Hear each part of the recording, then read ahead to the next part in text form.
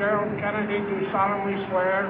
I, John Fitzgerald Kennedy, do solemnly swear. That you will faithfully execute the office of President of the United States. That I will faithfully execute the office of President of the United States. And will, to the best of your ability.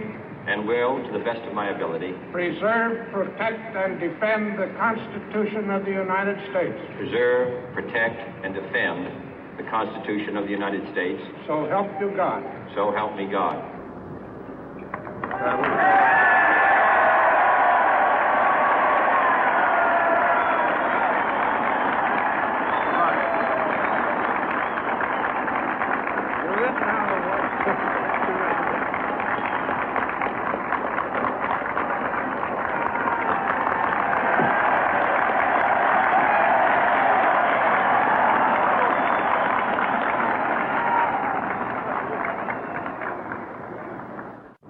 Vice President Johnson, Mr. Speaker, Mr. Chief Justice, President Eisenhower, Vice President Nixon, President Truman, Reverend clergy, fellow citizens. We observe today not a victory of party, but a celebration of freedom, symbolizing an end as well as a beginning, signifying renewal as well as change. For I have sworn before you and Almighty God the same solemn oath our forebears prescribed nearly a century and 3/4 ago. The world is very different now, for man holds in his mortal hands the power to abolish all forms of human poverty and all forms of human life.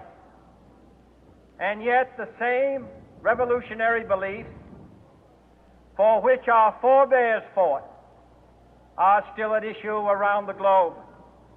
The belief that the rights of man come not from the generosity of the state, but from the hand of God. We dare not forget today that we are the heirs of that first revolution. Let the word go forth from this time and place to friend and foe alike that the torch has been passed to a new generation of Americans born in this century, tempered by war, disciplined by a hard and bitter peace, proud of our ancient heritage, and unwilling to witness or permit the slow undoing of those human rights to which this nation has always been committed and to which we are committed today at home and around the world.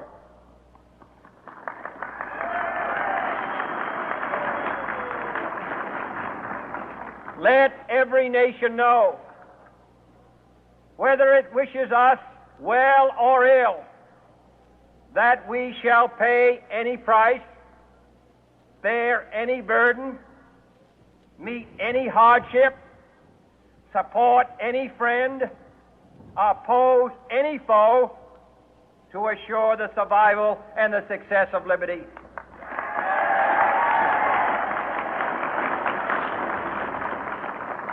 This much we pledge and more. To those old allies whose cultural and spiritual origins we share, we pledge the loyalty of faithful friends. United, there is little we cannot do in a host of cooperative ventures. Divided, there is little we can do, for we dare not meet a powerful challenge at odds and split asunder. To those new states whom we welcome to the ranks of the free, we pledge our word that one form of colonial control shall not have passed away, merely to be replaced by a far more iron tyranny. We shall not always expect to find them supporting our view, but we shall always hope to find them strongly supporting their own freedom, and to remember that in the past, those who foolishly sought power by riding the back of the tiger ended up inside.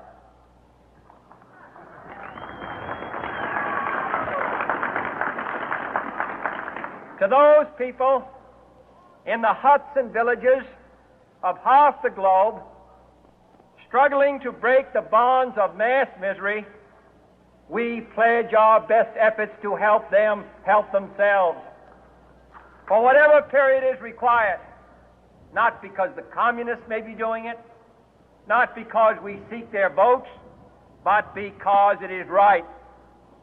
If a free society cannot help the many who are poor, it cannot save the few who are rich.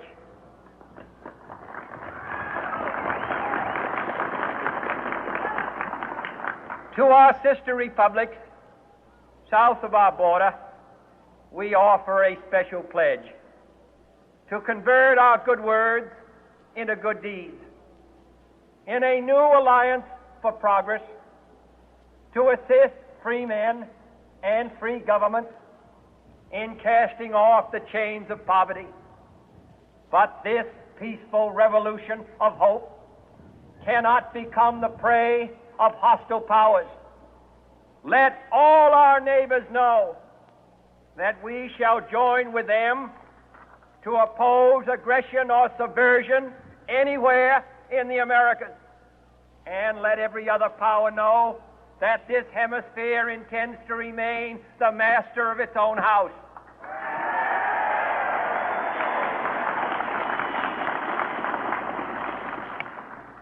To that World Assembly of Sovereign States, the United Nations, our last best hope, in an age where the instruments of war have far outpaced the instruments of peace, we renew our pledge of support to prevent it from becoming merely a forum for invective, to strengthen its shield of the new and the weak, and to enlarge the area in which its writ may run.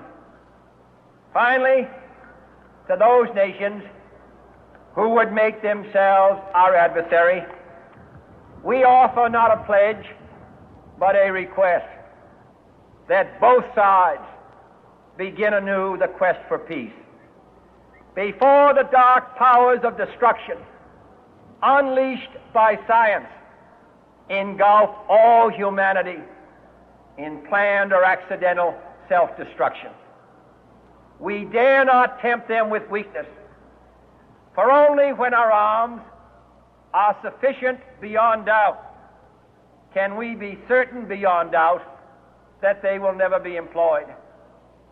But neither can two great and powerful groups of nations take comfort from our present course, both sides overburdened by the cost of modern weapons, both rightly alarmed by the steady spread of the deadly atom, yet both racing to alter that uncertain balance of terror that stays the hand of mankind's final war. So let us begin anew, remembering on both sides that civility is not a sign of weakness, and sincerity is always subject to proof. Let us never negotiate out of fear, but let us never fear to negotiate.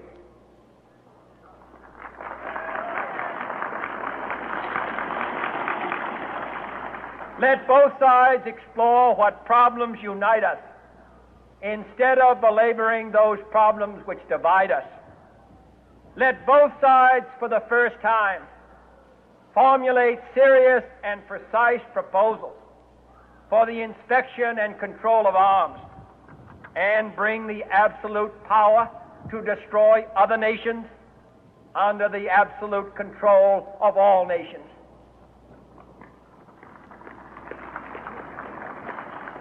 Let both sides seek to invoke the wonders of